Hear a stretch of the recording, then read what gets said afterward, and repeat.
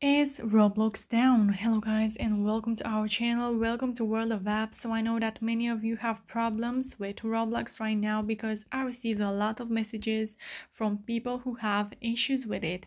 As you can see here, most of the people have this error.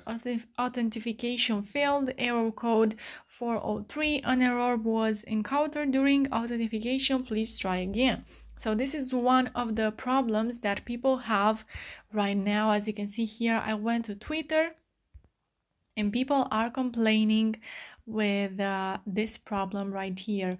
To fix it, you should try to restart your device, reinstall the app, or you can also clear the cache and the data from your app's device and settings.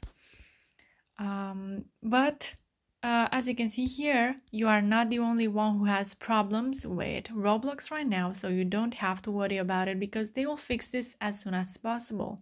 So if you do have issues with it, you can comment in the comment section down below with your problems. If it's still not working, what specific problems do you have? And I'll make sure to answer to your questions as quickly as possible. Also, if this video was useful, you can like it, you can subscribe to our channel for more updates about this topic, so you can turn on the notification bell and you will be notified once we post another update. Thank you so much for watching guys. Have a great day. Bye bye.